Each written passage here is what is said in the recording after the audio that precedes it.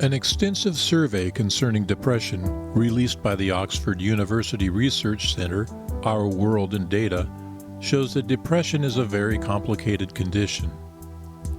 According to the survey, people with depression experience different symptoms with different levels of severity at different times in their lives, with episodes that last different lengths of time. It goes on to say that even people who are not diagnosed with depression suffer from symptoms of depression. The survey also found that depression is an umbrella condition that contains subtypes, and that in general, more people suffer from depression or its symptoms than those who do not. The more we develop from generation to generation, the more we experience the increasing pressures from the world we live in. As a result, we are becoming more depressed. While the survey is important in that it illustrates the pervasiveness of depression, it does not answer or even attempt to answer the most important question: why is there depression? One of the contributing factors for this depression is the media. Instead of portraying a balanced picture of the world, it chooses instead to exacerbate our depression by emphasizing the negative and distressing situations in the world. By exploiting our weakness and vulnerability, they are deepening our depression. The negative news that media outlets constantly present is not the news worth reporting. If all that they present is malice, violence, and fraudulence, without offering any solution to these social ailments, what hope do they leave for the viewers? They are educating us to hate, distrust, and isolate ourselves from each other. So in such a state, is it any surprise that we are depressed? In today's society, the media, through all its channels, is humanity's primary educator.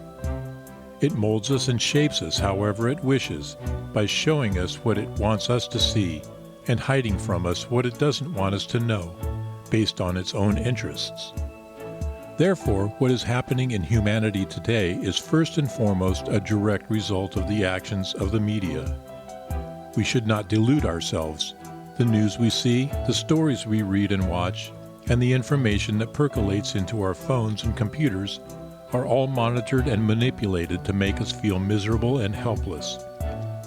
By doing so, the media tightens its grip on us, and this is what they really want. When we are depressed, we buy more stuff in order to compensate for our dejection.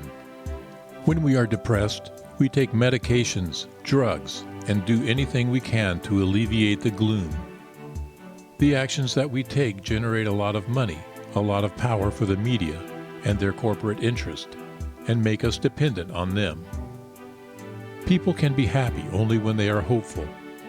If they know that tomorrow will be better than today, that their children will have a better, easier, wealthier, healthier life than theirs, then they have reasons for optimism and joy. Unfortunately, the media is a reflection of our human nature, our egotistical disposition, and unless we change from within, we will never create media channels that give us hope. To really change the media, we must change ourselves. We must create alternative educational channels that will create hope by encouraging care and mutual responsibility, which in turn will strengthen our communities. If we foster cohesion and solidarity within our society, we will be able to offset the negative influence of the media and change ourselves from within. If we change, the media will have no choice but to do the same, because they are as dependent on our views as much as we are influenced by their messages. If the messages we choose to absorb are positive ones, these are the messages they will be forced to show us.